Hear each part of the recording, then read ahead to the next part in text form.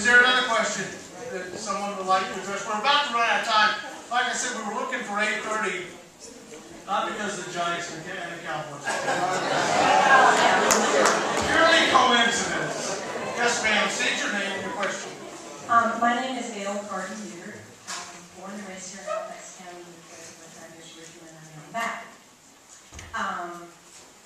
One of the things I want to say right up front is that we're not going to eradicate racism until we eradicate stupidity, and that's not going to happen. Stupidity is what feeds it, and ignorance is what it's built on, and I don't see that going away. As my husband likes to say, you know how stupid the average person is? Well, for that to be average, half the people have to be stupider than that, so I don't see how we can get away from it.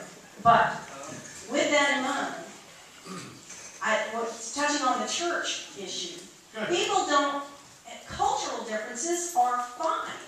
People want to be different from each other, and that's great. Everybody doesn't want to be the same. We don't all have to go to the same church. We don't have to dress the same. We don't have to have the same beliefs. As long as the law treats everyone the same, that's the bottom line. But I did want to say one little personal experience thing. I graduated here in 1970. The other people here who graduated in 1970 know what I'm about to say. They wouldn't integrate the schools before we started in September. We went home for Christmas and came back in January with the schools integrated, which we all thought was the stupidest thing they ever did. And our way of showing them how stupid it was is we didn't have any incidents that we needed the police for. The police were everywhere, and we were all like, ha! We didn't do anything. I was in the Meredith Choir. 150 people had to find a place to go to school. I'll take the mic. Is there anybody else that has a question? Thank you. I had a rebuttal for her. Go right ahead. Cultural difference isn't fine. It's not fine. If a young African-American male is driving down the road with his bass booming, he is 10 times more likely to be yelled at by a white person, to be talked about by a white person, to be called a punk or whatever you like. And cultural differences are part and parcel of the race question and the class question. It's problematized because they all go together, and they have since the medieval era at least. If you look at Geoffrey of Monmouth's Historia Regum Britannia, History of the Kings of Britain, written in 1165, the whole thing is geared towards defining what a Briton is so we know who to hate. And that continues. Geoffrey Chaucer does it in the Prioress's Tale in terms of minority agency with women, children, and Jews. And it continues on and on. Thomas Mallory does it with Moorish knights versus Arthurian knights. Let me move on. Real quick Yeah, question. cultural differences matter. Your name? My name is Ernest Richardson. It's not so much a question as it is a statement. First off, by the play being brought here, I've been to Prizery a number of times for different things. This is the most eclectic palette of folk that I've seen since it's been open, so that's a great thing. Stimulating conversation is always a good thing. If this play takes place, I can't see it making a huge difference in my or my children's life, basically because of what Ernell says. We've educated them. I talked to them about racism, classism, and sexism, and everything else. This is something that I think needs to be discussed, but to me it's a shame that everyone's here, and when there's open house and PTA meetings and kids are graduating with less than an equivalency diploma, that's being brushed aside. This is a play. We're trying to put kids in college. Very well said. I have a question here, and like I said, we're coming to it. We're approaching time, and then I want to give, yes, please, while I work my way down. I would like to respond to that. In we talk about in the 60s, student nonviolent coordinated committee, the students were taught to do sit-ins and follow movements. I heard this young man talking about not having young people follow.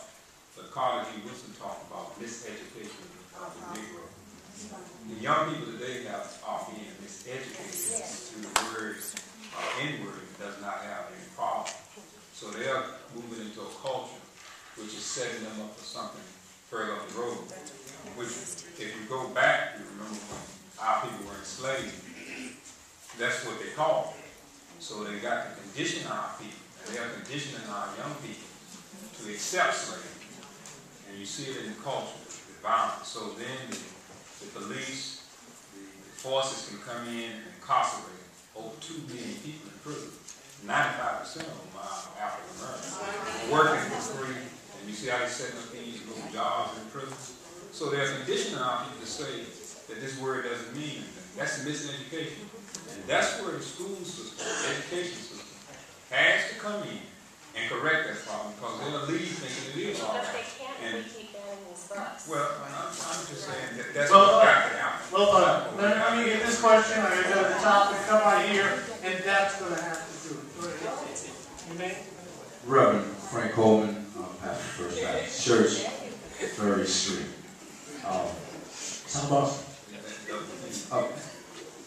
My concern, because we're sharing the form, and I think it's positive that we've had this sharing. But for me, it just seems to be evading the fact that the N-word is going to be used in the play. And for me, as pastor of First Baptist Church and representing my congregation and other African Americans as well, we're going to certainly not only be against this, but actively protest this kind of play being here. Now, with that said, my question is, give me a good reason why we shouldn't. Don't tell me art, because it's not art to us. Don't tell me for education, because you just proved you got the education. Don't tell me it's for bringing us together, because you know this play is going to hurt us.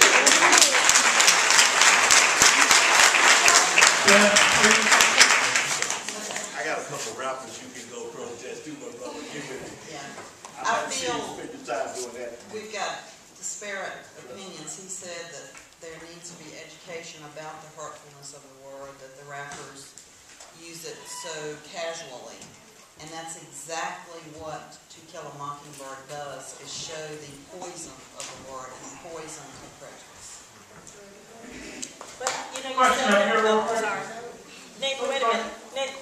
Nick. Yes, Reverend Coleman. I'm sorry.